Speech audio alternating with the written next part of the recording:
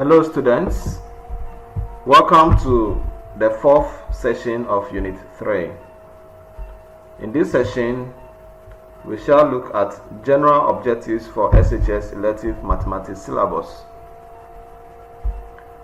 Let's look at the session objectives. By the end of this session, you should be able to identify the objectives of the SHS elective mathematics syllabus.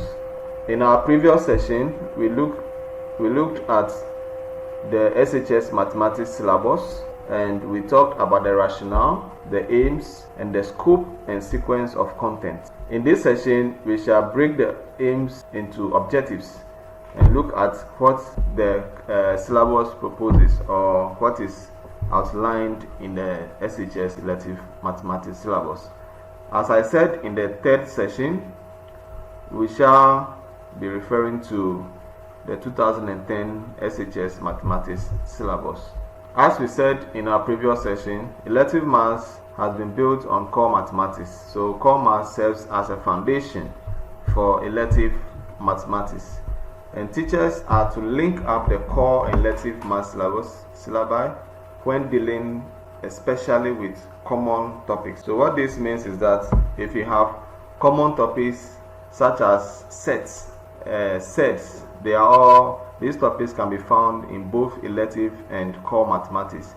So you as a teacher has to link up those topics and know how to handle them.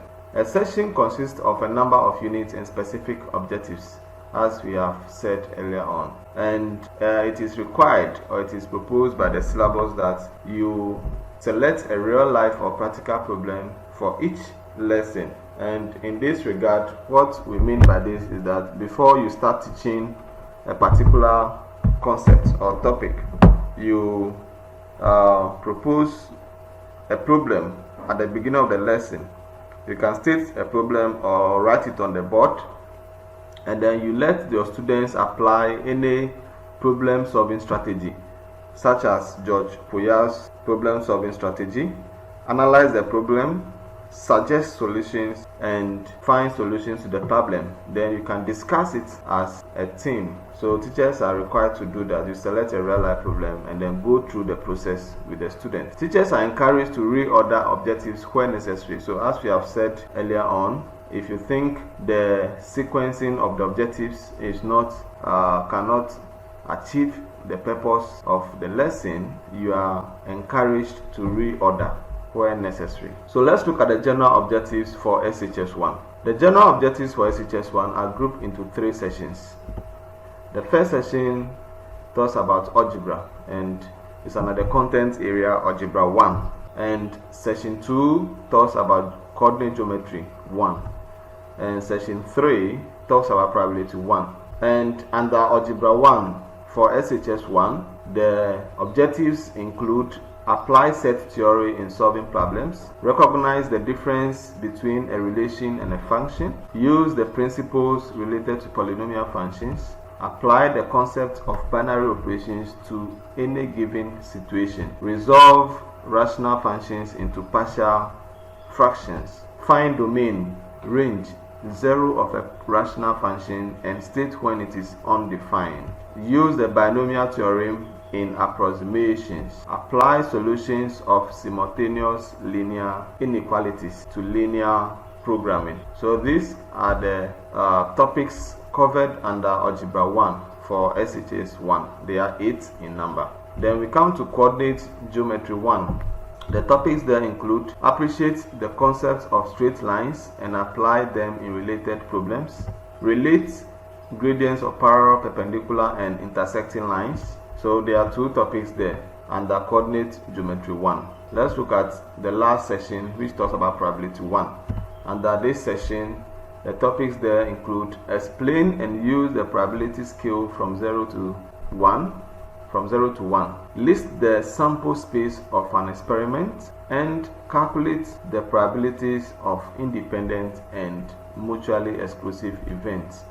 Use knowledge of conditional probability to solve real life problems. So we have 4 topics under that session.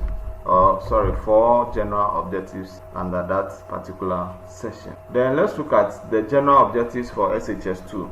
So all those that we've looked at are for SHS1. When we come to SHS2, we have 8 sections. Remember, SHS1 we have 3 sections: Algebra 1, Coordinate Geometry 1, and Probability 1. But under SHS2, we have 8 sections. And the sections include Coordinate Geometry 2, Algebra 2, Trigonometry, Calculus, Permutation, Combination, and Probability, Statistics 1, Vectors 2, and Mechanics 1. So these are the 8 sections that the general objectives are grouped into for SHS2. So under the first section, the objectives stated there are on your screen. So we have 2 objectives under Coordinate Geometry 2. Recognize the equation of the circle and use it in related problems. Solve problems related to the parabola. Then when we come to Algebra 2, the topics there, the objectives, the general objectives there are given on the screen. So we have 3 and you can see them on the screen. You can pause the video and look at them critically. Then let's talk about trigonometry. The general objectives under trigonometry, as you can see, are also 3 and you can see them on the screen.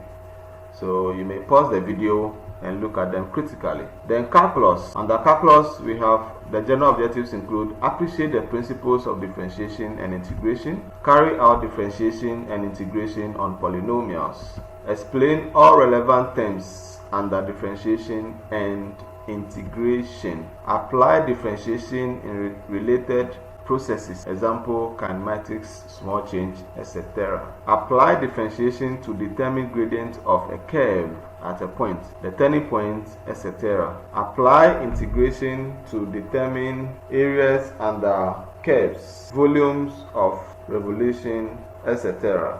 So we have 6 general objectives under calculus. Then let's look at the next one: permutation, combinations, and probability. The general objectives there, you can see them on the screen. So you may pause the video and then look at them critically. There are 4 in number, so you have them on your screen. Let's look at the general objectives under Statistics 1. And we have 1, represent data graphically and interpret the graph. And then 2, calculate the measures of location and spread and interpret them. So we have 2 general objectives under Statistics 1. Vectors 2. The general objectives are as follows: apply vectors and dot product of vectors to solve problems. The others can be seen on the screen. You may pause the video to look at them critically.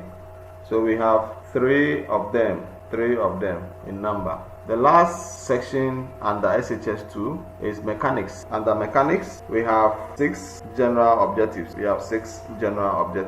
And they are: 1, recognize forces as vectors, distinguish between static and dynamics, resolve forces and find their resultants, determine coefficients of friction, find moments about a point, and apply ideas in mechanics to solve practical problems.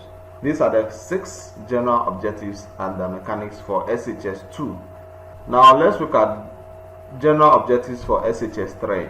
Remember, we said elective maths covers 3 years. So the last year, which is SHS3, let's look at the general objectives. And their objectives are classified into 4 sections. We have Section 1, matrices and linear transformation. Section 2, logic. Section 3, statistics 2. Section 4, mechanics 2.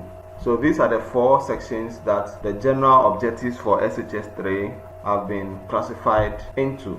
Let's look at the first section, matrices and linear transformation. What are the general objectives there? What are they? The general objectives there. So the first one, use linear transformation to find images of points and object points. 2, apply linear transformation in finding reflections and rotations of points and plane figures. 3, recognize the use of matrices in linear transformations. So we have 3 general objectives under matrices and linear transformation. Then logic. What are the general objectives under logic. There are 5 of them and you can see them on the screen. You may pause the video and look at them critically.